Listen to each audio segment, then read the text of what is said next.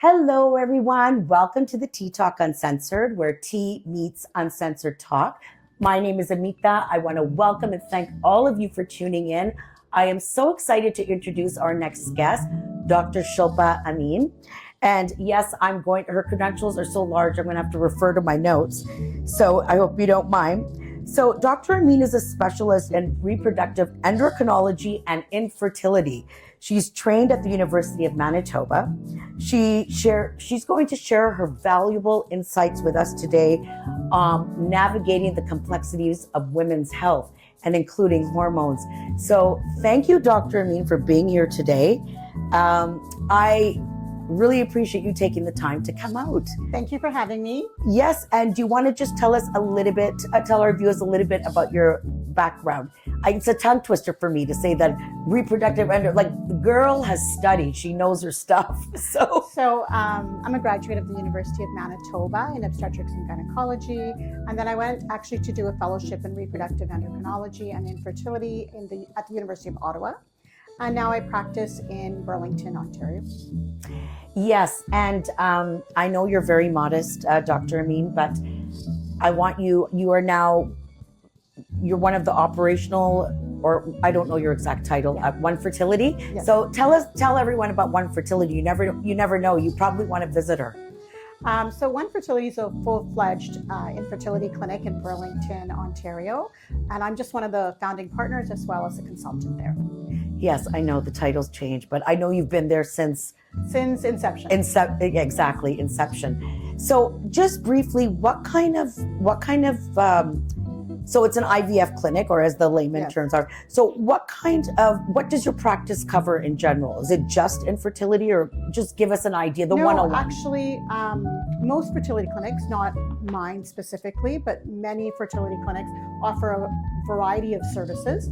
So everything from fertility preservation, either for oncological purposes, so pre-cancer, or fertility preservation electively, so a woman wants to freeze her eggs due to other social reasons.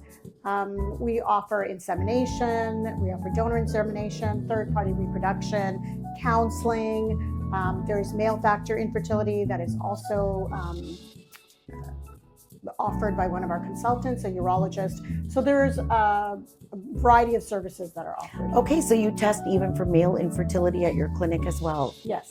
And just to clarify for our viewers, oncology, that's the pre-cancer, many times. Yeah, for patients who aren't going to undergo chemotherapy, sometimes they need to bank sperm or eggs pre-chemotherapy, or maybe even surgery that would threaten their fertility. So we do it to preserve their fertility so they can possibly still have children after treatment. Okay, yes, that's actually, that happened with a friend of mine. Yeah. Her husband had something, and they took out whatever was it from the sperm, and then later they were able to conceive and have a child after cancer. So that's actually really interesting. Something that's not always talked about a lot when we're, at least within the community. And if I can just dive right in, just a few things. What drew you into this field, and what keeps you passionate about it today? To be honest, I went into obstetrics and gynecology due to my interest in obstetrics. Then during my training, I got exposure to infertility. Then I did some electives throughout Canada, and I feel that infertility resonated with me. And then I went on to do further studies in infertility at the University of Ottawa. So that was not my original intention when I went into obstetrics and gynecology, but I felt that was the path that best suited me. Okay. Just to clarify for our viewers, is there a difference between obstetrics and these things tongue twisting, obstetrics and gynecology? Yes. So obstetrics is basically the care provided to pregnant women. Right. And gynecology is it's the study and care of the reproductive tract of women, but they're not pregnant. Okay, so that's just overall women's health, so to speak. Okay, and before, I know this is like a big thing for a lot of my viewers, but I wanted to keep this purposely about women's health because there are a lot of things, even statistically for South Asian women. We're going to get into it all. about symptoms that we don't realize, but yet they are impacted by your hormones, whether you're 9 to 50. So Dr. Amin was gracious to extend her expertise, not just specifically on hormones, but the impact of hormones and navigating that. So if you have a daughter or you're a young lady tuning in, this is important for you too. So briefly, now let's do the hormones 101. And I'm just looking at my notes here because I had so much to ask you. If we can just talk about the basic, can you break it down? Like, the stats, like the estrogen, the progesterone, the cycle, without going into detail, but just give us the 101. So there are a lot of hormones, and essentially they are chemical messengers that act upon target cells. And then they talk with the target cells, and the target cells are basically the organs that they affect. And so hormones are needed basically for growth, for development, for puberty, for cognitive health, for bone health, for weight management. Really, they're just all encompassing, and we need hormones for almost every part of our daily functions. And it's not always related to reproduction that we need hormones for. We need hormones because there's so many target cells in the body that we need hormones for almost everything. For everything. Yeah. And do men's hormones deplete at all? They do? Yeah, men's hormones deplete as well. Okay. And depletion can also be caused not necessarily by nature. Sometimes depletion can occur due to medical conditions, surgical interventions. So sometimes it's iatrogenic. We can actually affect the release of hormones due to a medical condition. Example, like if someone has a brain tumor and it is in the hypothalamus, which is basically a part of the brain that affects the pituitary gland where a lot of hormones come from, then they might actually not be able to secrete the hormones, like even thyroid hormone. Okay, wait, Shelps, I got to interrupt you because you've got a lot going on. So I want to unpack it a bit. Yeah. I want to do definition of terms. So before you got into the hypothalamus, do men's hormones also deplete? And Dr. Amin is saying, yes, they do. So just recap that for us. Yes. So the male, basically hormonal axis, their organs, they're the same as females. So essentially we all need like estrogen, progesterone. There's estrogen and progesterone in males and females. Females also need testosterone. We need thyroid hormone. We need growth hormone. So there's so many different hormones that both sexes require.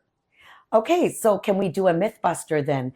Do men go through menopause? Is that true? Like you hear the male menopause, and let's break that down. So there is a lot of conflicting data, but there is definitely, they call it andropause. And so men can become depleted in testosterone as they get older, and men's sperm functions also change, not as early as women, but we usually say that sperm functions can start to change after 50.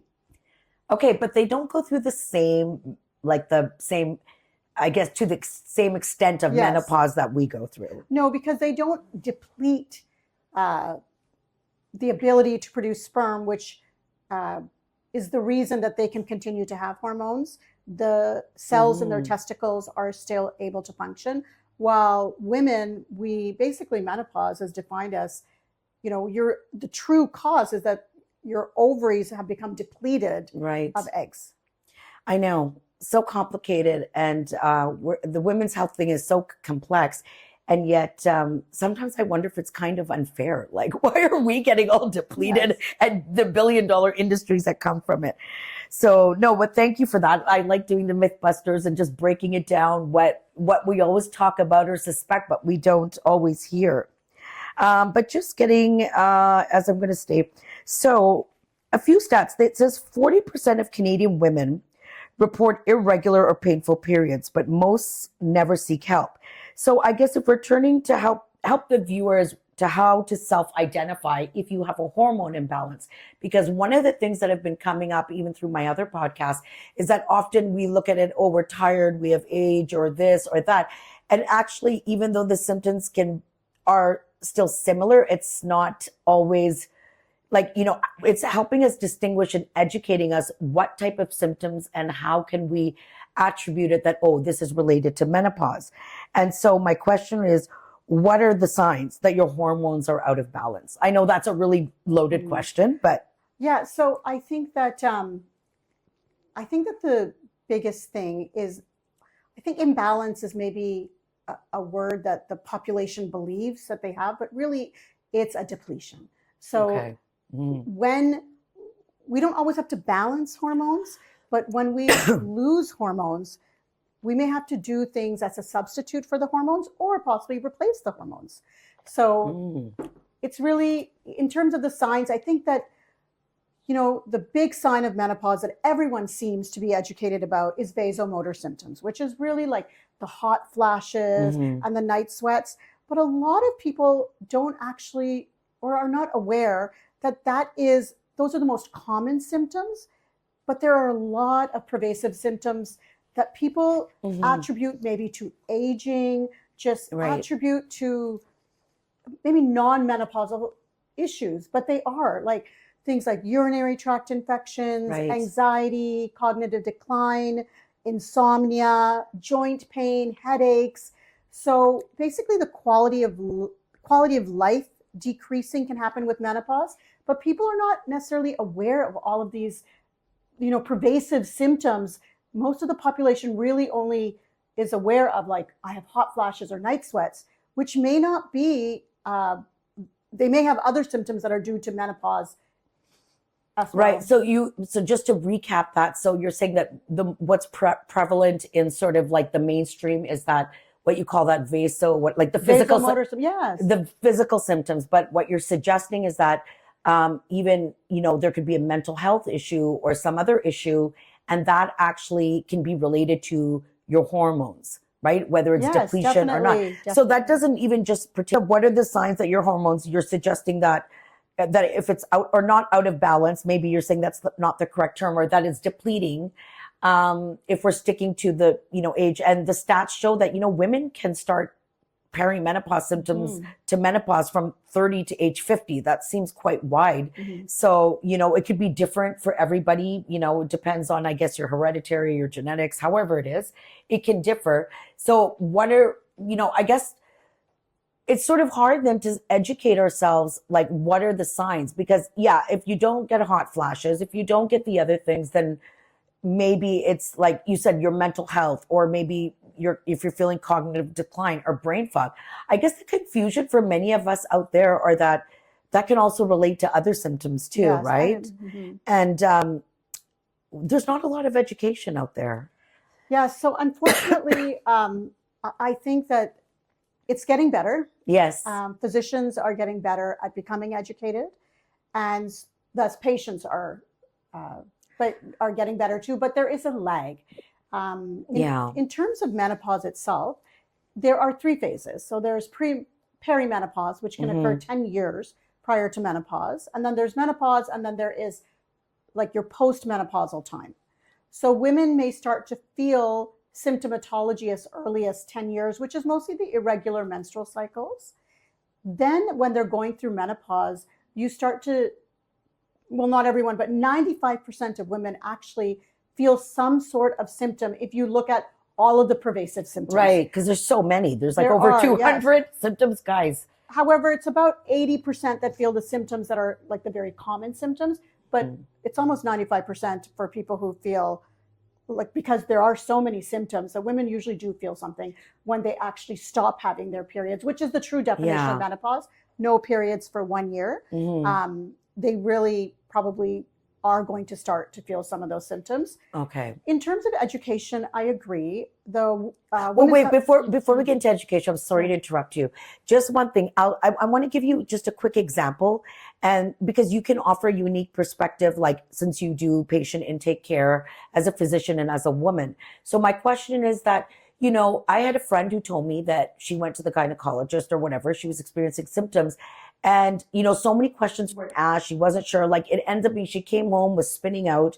And, I know the healthcare system it doesn't always allow for it. I also often tell them that, even in any profession, right? Like when you're doing, if I do the same case over and over again, someone comes in equally devastated, but I've seen this case. It's like, you know what, in the big picture, it's not a big deal, but that's not necessarily what they need to hear. So I'm sure you've encountered that. And, I just find, I think it's sort of overall, and the research has shown that aside that we're not really taught, but or let's say they go to their family doctor, maybe they don't get to an endocrinologist or whatever. So what is help us manage expectations? Because when she came to me and told me this, I thought, I don't even expect the doctor to do that nowadays, right? Mm-hmm. Like gone are the days where the family doctor sat with us for 40 minutes. And yes. So what's the state now? Like, what's the case now? I think that you have to go back in history a little bit. So essentially, the Women's Health Initiative came out in 2002. Right. It kind of vilified hormones. When there's more studies since then, and the data from the Women's Health Initiative actually has been substratified by age. And so we're really starting to see that the whole negative effect of hormones really is more for the women that are over the age of 60. So for the women that are older, hormone replacement therapy can be a little bit higher risk. But for the women that are in the perimenopause, menopausal time, under the age of 60, it actually should be the first line treatment for vasomotor symptoms. Right. And just to let you know, like, I know this was discussed, we read about earlier too, like, the experiments that were done, they created a fear thing because it was done on women who were way past their healthy, like you said, at age 60, some were even 70, and that created a whole fear. But I guess my question... okay. No, we're going to go there. The expectations. Expectations. So basically, that kind of curtailed, I think, the education for many primary care physicians. Yes. Now there has been like the Menopause Foundation in Canada, the CMAJ, which is the Family Medicine Association, right? The SOGC, which is the Society of Obstetricians and Gynecologists of Canada.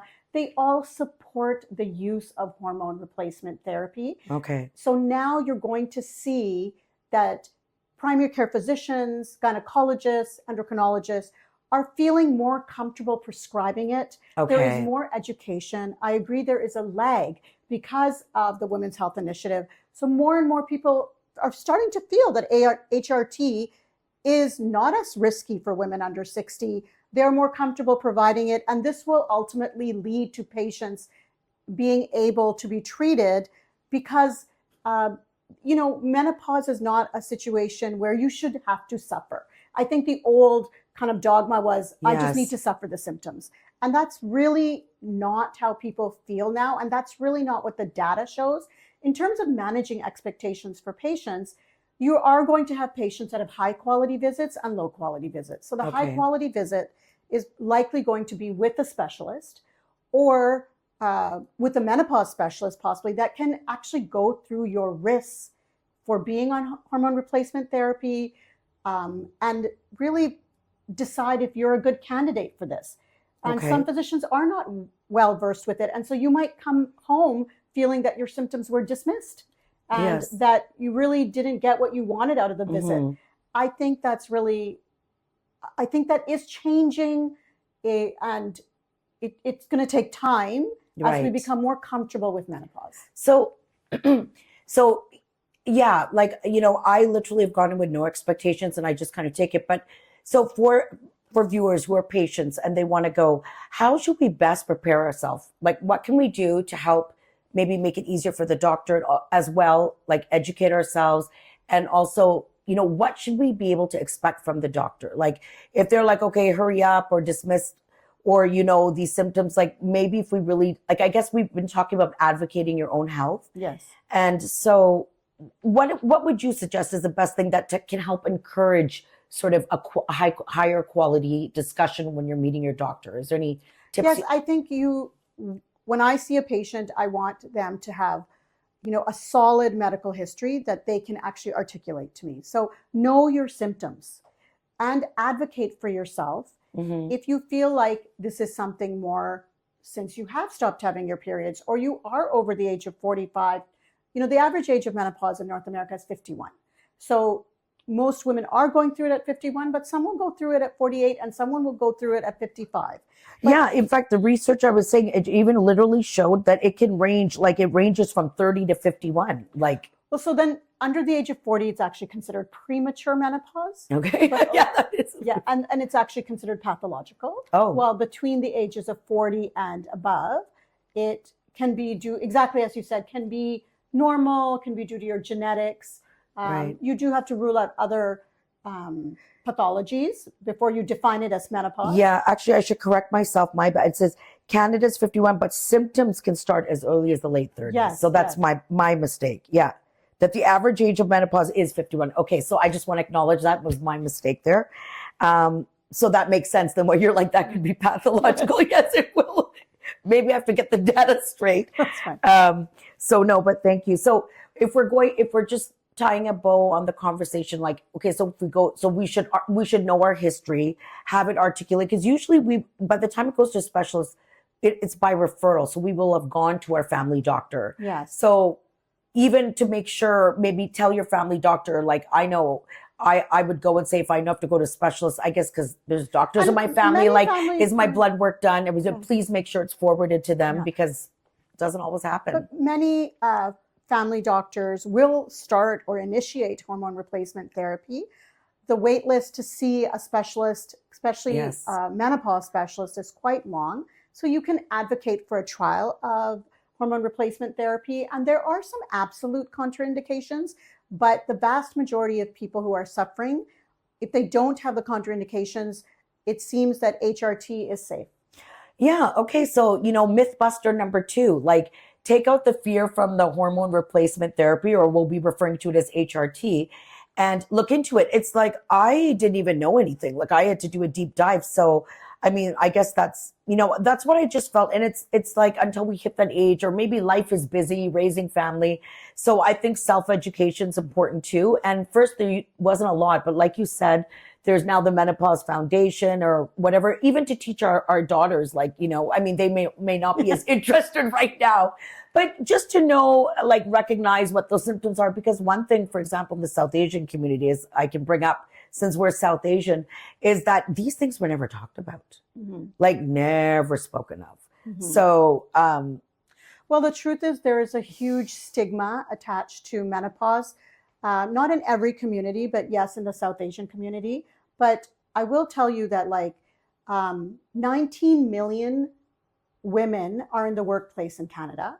right. And 5 million in the workplace are over the age of 40.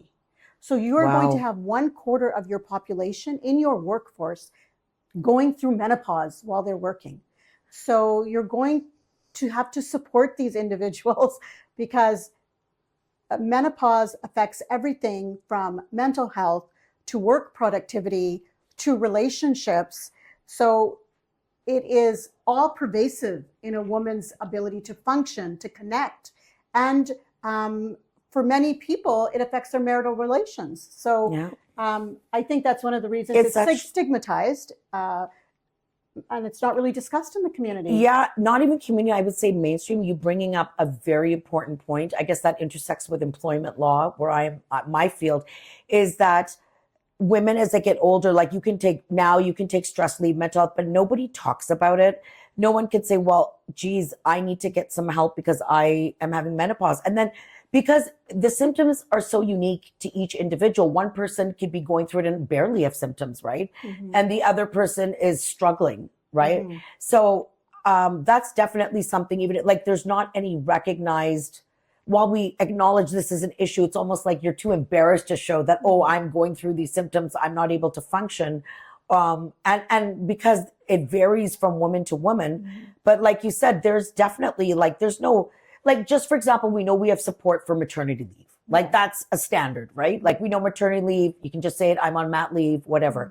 You can't go, I'm on meno leave. Or it's just important to recognize that people's functioning can change, and to also advocate for early treatment. Yes. So when you know that you're in that age range and you're feeling different than you were before, without other things in your life changing, then maybe it's due to menopause. Like, go see someone. Yeah, no, definitely. It, like you said, even the wait list to go to, like, a doctor might do hormone therapy, but if they're not sure about something else, they would rather refer you. And the reason I'm bringing that up is because you talked about having support system. If you have like over 5 million women, they're in the workforce, like, there's where are the resources? Where is that support? I think majority working over 40 probably don't. And if you're in a high octane zone where you're producing, you tend to yourself neglect because, well, maybe that's not with the Gen Zs. That's our gen without dating ourselves. We're just hard work.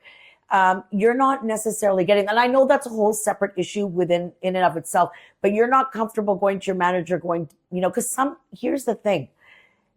For example, it's not just, that the physical symptoms, but let's just say, reading in menopause, if somebody has a pre-existing mental health condition, without taking any names, for example, if they have they're on the autism spectrum or ADHD as we call it, or this and that, everything gets exacerbated a lot more. Your world can be spinning. And so when you're like, well, gee, she handled that better.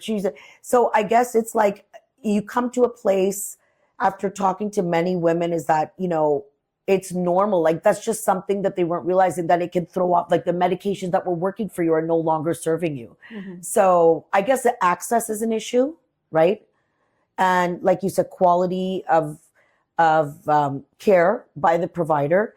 But are you suggesting that trend is moving, like you said, like the doctors what kind of education are they getting? It's a very niche field. And so essentially our population is aging, but if you go all the way back down, you need people to get into medical school. Then they have to choose obstetrics and gynecology. Then after that, as I have chosen reproductive medicine, they usually have to do a specialization in menopause, or actually be self-taught menopause, or have an interest in menopause. So there is specialty training in menopause. So basically it's a funnel that is diluting. And so there's few menopause specialists across Canada. But there really are I would say the most comfortable, the most educated, the most up-to-date, but there's just not enough of them. And why is that? I mean, other than our healthcare and all that, I'm just curious because that also so let's just break it down 101. So if you go into med school, then what's the next step? You'll specialize in what? You'll do obstetrics? So I'm within med school. These are basically what I would call is the students can go, they're not, I'm just putting that out there for any of the viewers that want to go to med school, like breaking it, like talking about why it's so niche. Yeah. So just, So medical students may choose to do family medicine. They may also choose to do like a 5-year residency.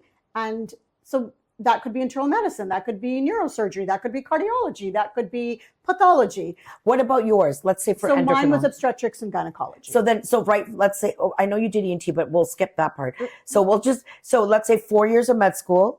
Yes. And then that's 5 years obstetrics? Then there's a 2-year family medicine or 5-year residency. Okay. And then someone after 2 years of family med could just do 3 years more and do OBGYN?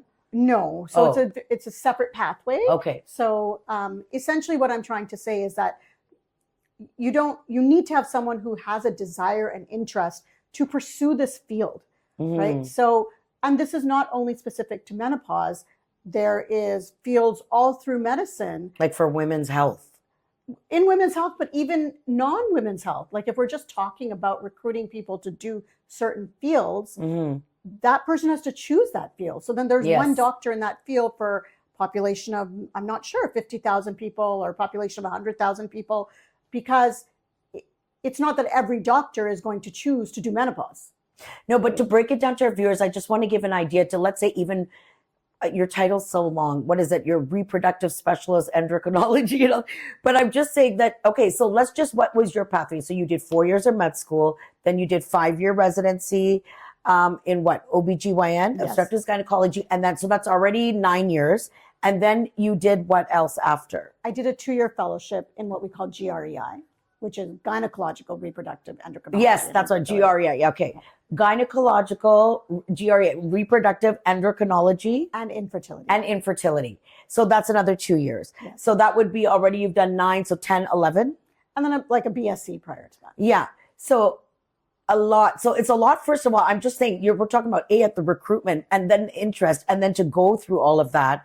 So I could see why, but there's still quite a lot of like obstetrics gynecology. I guess and then you're saying there's a subspecialty. Yes. Like you did infertility, but now there's a menopause Yes. subspecialty. Yes. Because is that new? Well, it's like subspecialty training for Right, a year in menopause. Okay. And so, I didn't even know that existed, yeah, honestly. so all I'm saying is that like there are different providers you can go to, but there is a wait because there's still not enough providers for the population. But that's not specific only to menopause. We're talking about menopause Yes. today. It can be specific to many areas. Many specialties. Yes. But since we're on this, so like if we wanted to go and say we want to get the menopause specialist, would we say, but many times we're just referred to an OBGYN. Well, many of them are actually very well versed in menopause. Okay. It is part of the training of the residency. Okay. And so many feel comfortable and they have a passion for it and they are interested in providing that care. So that's not definitely not a bad place to Okay, be so with it's the just that gynecologist. it's just whether it's sort of over the years experiential training versus someone who actually did a specialty like you did, like in infertility. Okay, so I know we're going to touch a little bit on infertility because that's your specialty, and I'm going to come there yet soon, but I just want to make sure I covered everything. So we said, what actually can help us with the menopause symptoms. So we talked about hormone therapy. You mentioned like sleep support.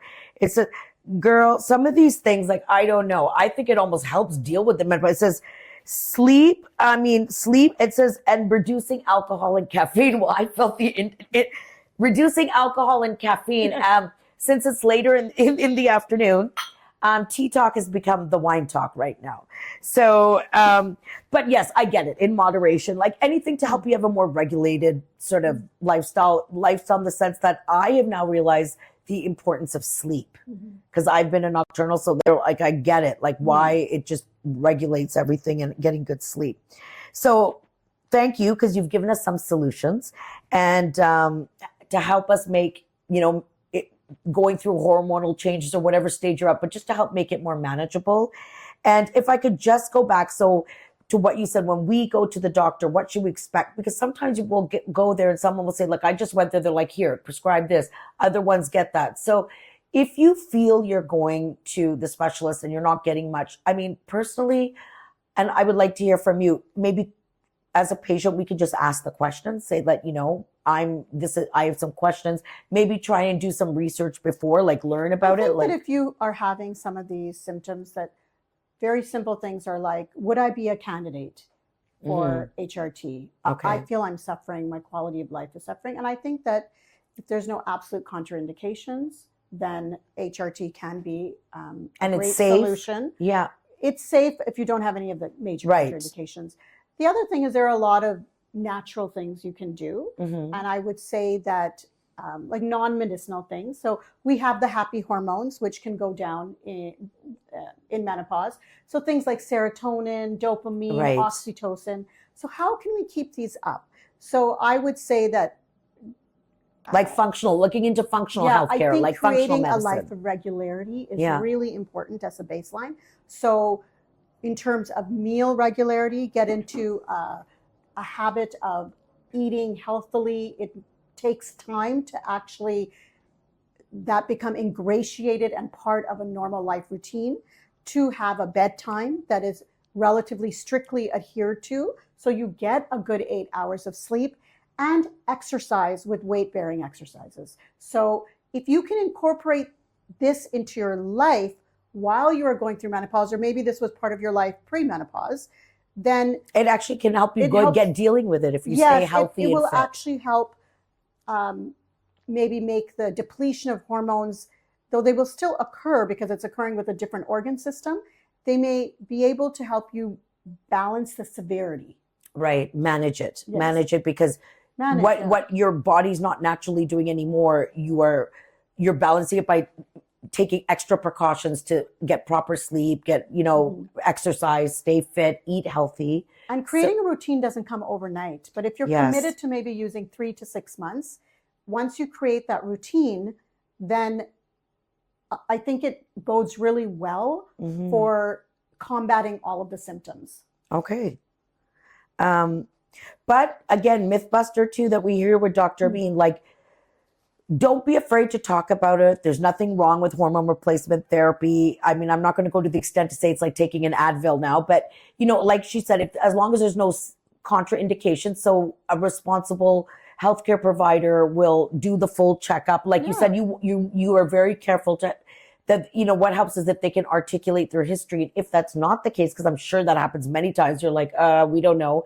Then you have to go back sort of and make sure. And what are some of the things that they look at when you say, just to help our viewers, what are the historical factors you look at? Like, you looking at blood tests, or what are you doing? Yeah. So when women are under the age of 40, you definitely have to rule out other disorders because it's considered pathological. It's premature menopause. Between the ages of like 40 and 45, you do have to do a little bit of blood work and rule out other things like maybe a thyroid condition. And you still have to rule out things like pregnancy. So there are some conditions, and it's worthwhile doing an FSH value because elevated FSH supports the diagnosis of menopause. Definition of terms, FSH. Yes, so sorry about that. That's okay. Follicle stimulating hormone. And then really after the age of 49, you don't necessarily, 45, correct myself, you don't necessarily have to do all of the blood work to make the diagnosis. Okay. And a woman who has gone 1 year with no periods actually meets the definition of menopause. Okay. Yeah, that's understood. So at the most, in terms of, now when you do hormone, I don't know how familiar you are, because I know you're in a different subspecialty and you have a fertility clinic, so you're probably not dealing with a lot of menopause, but I know you do know a lot about it. So you can even, do you take, so that's, you have to have no period for 1 year before you do hormone replacement therapy, or when you're starting to get symptoms with actually you can do it while you're having symptoms, because so you're still having your period, but you're having symptoms. So HRT is primarily for vasomotor symptoms. So there are if women are having isolated symptoms like vaginal dryness, painful intercourse, then they can use things like maybe vaginal estrogen, lubrication, or lubricants. So then they don't maybe need systemic HRT. Okay. And that can help with urinary tract infections as well. Systemic will definitely help those symptoms as well. But for women who don't want to take systemic HRT or don't have vasomotor symptoms, they can maybe stick to more isolated treatment. Well, this is really interesting, actually, because, I think I'm now feeling like people are becoming more educated, like you said, healthcare providers, as well as the patients, and as well as just being able to talk about it. But that's very interesting, because we always had this notion that, that 1 year of no only, then you couldn't even get access. You couldn't even get a referral. But normally a specialist would discharge you if you are still having menstruation, or you're still fine and your hormones might be bouncing, that you would be discharged. It's like, no, you're officially in menopause with 1 year with no period. So are you saying that if they go there sooner and if the doctor does the right check, they could still be having maybe irregular periods or something? Yeah, you still have to be missing it's periods case by for case. depletion. If you're having regular menstrual cycles, it's unlikely that you're actually depleted of hormones, because then you're functioning like a reproductive female. Yes. Okay. So if you're missing 3 months and then you have a period, or missing 5 months, have some irregular bleeding, that also needs to be investigated. But that could be an option, is what we're saying. Like, you have to do the process of elimination. There's no this. So that's interesting to know, folks. I mean, if you are still having your cycles or whatever, and it's erratic or maybe not as consistent or whatever, you can actually go get tested, make sure that you're ruling out, as we say, the contraindications. But it could be an option. Like, it may not be for everyone. Yes, for most women, it is really during the 1 year, or within when they're feeling symptoms and it's close to that year mark, just because they feel the severity of the symptoms. Right. But symptoms for vasomotor symptoms on average last 5 years, but there are women that are having symptoms 7 to 10 years after cessation of their periods. But I have to say that is a shift. Yeah. That is a shift. because before, I mean, if you go, I remember someone who was like much older than me, and she was talking to me, and she once said, "Oh yeah, but you just have to deal with it because the doctor won't give you anything. You have to go 1 year without." So I'm seeing, I guess maybe that's part, like you said, there's a lag, there's been initiative and more openness to talk about it, just to know. Because I mean, if I'm the mainstream, like the main common folk, that means that's not out there, that's something that they could look into. Yeah. Right. Yeah. I get that it's Yeah. a case by case. It depends on what your own health conditions are. But it's not like, I think it's that breaking that myth that, we had HRT. Oh my God, if someone was doing it, they don't want to talk about it. And I think it's becoming a little bit more normalized is what I'm feeling. Yes. And it should become that way because you shouldn't have to suffer. Like, and I think that's what people are starting to see. They don't want to suffer. Women are in the workforce. They are productive even if they're not in the workforce. They want healthy lives. They want energy. They want, they want to have a good sex life with their partner. Right. Like women have desires to stay healthy. And so you're saying when the hormones go down, the sex drive goes with it? Well, libido is one of the symptoms of menopause. Okay. So because you're losing your estrogen, right, you very frequently, women notice a huge decrease in their sex lives, which can cause marital discord in some couples. Yeah. Yeah. Or the painful part or something like that. Definitely. So hormone replacement therapy can help with that. Like aside from, okay, that's good to know. So I'm going to turn a little bit to fertility, but just to tie up the thing on the whole menopause thing. So basically, you don't have to wait till you're 1 year past, right? You can go. Have the discussion. You can have the discussion. You can start it much in advance. And there's one thing I had written here, and I just want to make sure I didn't forget it because now. There's stats even with South Asians, for example, because there's a culture, and not just South Asians, there's other like immigrant. Do you see a lot of, because, of course you have the language abilities, Hindi and English and all that. So do you tend to see a lot more like South Asian women or people come to you? And is there any trends you've noticed with them regarding whether it's hormone or when you're doing infertility? So in infertility. So I won't say that I have like a menopause practice. And so I can't really comment on that. I do have a fertility practice where I do have South Asians seek me out because I speak the language, or they've heard from friends that have already been my patients. This doctor speaks the language. Dealing with hormones, but this hormones in a different sense that they're trying to conceive, right? Exactly. Yes. Right. So definitely in my fertility practice, I do have a lot of South Asians. Yeah. It's varied. Yeah. So yeah, it's varied. And I'm not going to go into Dr. Amin's last name is a little bit. This is a tangent.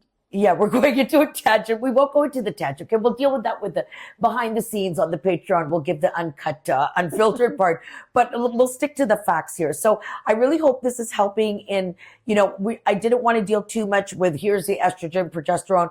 It's more looking at, what proactive steps can we do? What proactive steps can young women at what age? And I hope, Dr. Amin, that's been very helpful in clarifying that to me and to all of you, like what we should do, how to stay healthy, and also what you need to articulate to make sure you get those answers you are seeking from the gynecologist or from whatever specialist you're seeing, right? So, and also what can we do as patients to help to make sure we can, because already the wait times are so far. What Dr. Amin is saying is that I guess it's a niche now. At least it's been recognized a niche, but even then, not just in this specialty, that's a whole separate conversation in the healthcare system in Canada and the lack of doctors and why that's the case. But we'll save that for maybe the end if we have time. But, we're just lucky to get into a doctor. I mean, Ontario's having a case. We can't even get family doctors. So if you have that, you make that golden appointment and you get into the specialist, you want to make every minute count. So do your homework, have your health things ready to make it easier for the doctor to go and they can right away, when they have all the tools and they can assess your history, then they can help manage your treatment. Yeah, so we're just advocating for basically menopause literacy. The landscape is changing and definitely the narrative is changing. So I really feel that I don't think it's complex for the gynecologist to see if you're telling them you have symptoms. I think that using medicinal treatment in addition to using like functional healthcare, exercise, I or think together, whether you go to a naturopath or whatever, but still the allopathic has its place. My point is, I think that they will be open to prescribing you medication. Yes, that's the thing. Transition of change generation, yes, that was definitely the thing before, that the doctors would not prescribe it as easily. And as you're saying, it's because they were uncomfortable because there wasn't a lot of. No, it's because of the original study came out and the big C word came out, which is cancer. HRT is linked to cancer. So there wasn't HRT research. Is linked to coronary artery disease. HRT is linked to breast cancer as well. So that fear made patients scared and made physicians scared. What I'm saying is we have kind of debunked. We've debunked that. And it's very true, because I was reading the stats on that too. And it said that, yes. And in fact, the research that was going on, because of that whole C scare, it kind of stopped. There was, that's where we see there was an absence of literature. There wasn't even now it seems to be that the machine's rolling and things are coming. Yeah, I think it's more that it's not that those risks are not there, but they were found in women that were older. And so the women who start HRT within the 10 years of menopause have much reduced risk. Right. I mean, the risk of breast cancer in a patient that starts HRT under the age of 60 is an additional 3 out of 1,000 women versus older. So you can see that the risk is not zero, but it is not as huge as the perceived risk, because they've taken out those women from the study. Right. They've looked at the data in women under 60 versus data of women over 60. So in that study, the Women Health Initiative, there were women in the 70s and 80s. Yes, I know. And I guess what I'm referring to is that since then, what happened was the research kind of stopped after that whole scare. So there was even the scientific research that was originally taking place, that kind of stopped. It became stagnant. So like you said, and that impacted the level of care that doctors were comfortable providing, or even the patients were they're like, no, we don't want to take it. So I think it's actually, we're lucky. We're fortunate now that the narrative is changing. There's a lot more openness to it and debunking the myths about it. Yeah. So, and again, I mean, yes, there's, I'm sure, a risk. I understand that completely, but there's a risk in everything, right? Like any treatment, any procedure you go to, you're going to be advised. Like right now, there's a 10% risk of this. It's like they're perceiving the risk increased breast cancer equivalent to maybe being somewhat overweight or drinking 2 glasses of alcohol per day. Wow. So if people would remove that from their life, they would also remove the small risk of HRT. HRT. Yeah, it's like anything, any sort of medication you take, for anything, like even if it's like birth control to, there's always going to be some sort of risk. Is that correct? Yes. Yeah. Okay. So, I mean, that's a given. I mean, the legal part, they have to, nobody's foolproof. So, is there anything else you can think of? Because I'm ready to move on to something else. Yeah, that'd be great. Okay. But thank you. Thank you. And viewers, if you have any questions, drop us a note in the comments. We can always look into it. And if Dr. Amin gives her time, I just want you to know as well that, I really appreciate what she's saying and just the practical tips and advice. And because she's also an assistant professor. What is it? Assistant? What do you do? Research? Tell us what you do at McMaster's. You'll do it better than me. I'm an assistant professor in the Department of Obstetrics and Gynecology, and I work with the residents. I'm the site coordinator for the residents at McMaster, as well as the subunit planner for reproduction for the medical students. I have to say, I've known Dr. Amin for a while, and and after reading her bio, I was like, okay, God, she's got to send me a bio. So I looked it up. I read her bio, and by God, I felt that I'm meeting you for the first time. I was amazed. I'm like, oh my God, she's really quite accomplished. This is wonderful. So all the more reason I am super grateful that you came up, and I'm tickled pink with goosebumps. But no, I mean, folks, we have to really appreciate this when the docs come out, because they have a busy practice, and we know the access. So I'm like, what are the things that we ask when we go to the doctor? What are the things we want to know? And to be able for you to give us the answers that will help many of our viewers out there too.